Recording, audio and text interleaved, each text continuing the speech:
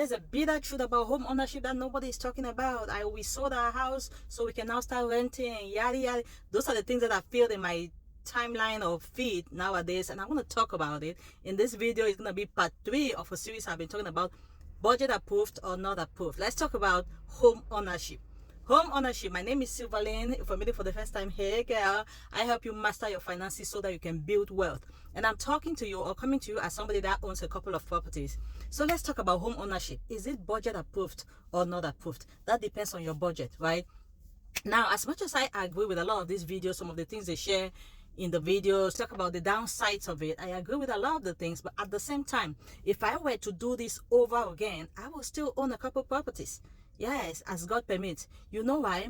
Because of as much as I agree with the downsides, like the fact that the interest on the property over those 30 years, the typical 30 years, by the time you add it all, like add everything that you actually pay over those 30 years, it's about the same as the appreciation on it over those 30 years.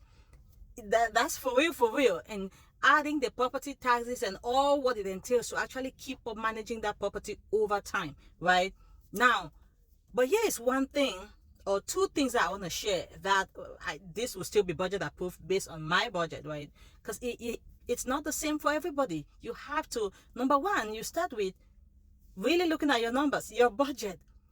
For your budget, for the property you're considering, is it budget approved? How much of your, the income in your budget, is it, how much percentage of the payment, the property, the mortgage, is it taking up in your budget?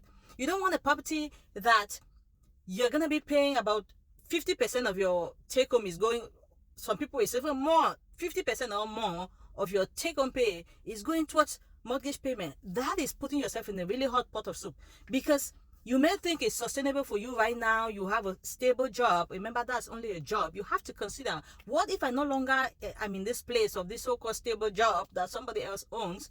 Because you may not have that tomorrow. Are you still going to be able to sustainably pay, keep up with that house or mortgage payment? You have to consider that. It's recommended that the payment, your mortgage payment, it should not be more than, or your housing cost in general, whether it should not be more than 30% of your monthly income. So that's point number one. Is it affordable based on your budget, your own realistic numbers? Number two is the part that I think people are not really talking a lot about, is leverage. You have to leverage the heck out of that baby. Leverage that thing. Now you've acquired it. Some of you are sitting on this house and it has 100,000 plus of equity, and you're sitting on it. You have to leverage. That is where the wealth building, starts. Okay? A lot of the people that are making the most out of this, that is what they do. You got to leverage that mortgage. One thing you don't want to do is to take that equity to do some stupid ass thing with it. Like, you dare not, one thing that I must share in this video, you dare not take that equity to go buy some stupid ass car with it. Not a car, something that depreciates from the get-go. That you don't want to do that. You want to leverage that equity to acquire income producing asset, like another maybe investment property, something that produces income, cash flow. Okay, maybe like a rental property. Leverage the heck out of that thing. House hack.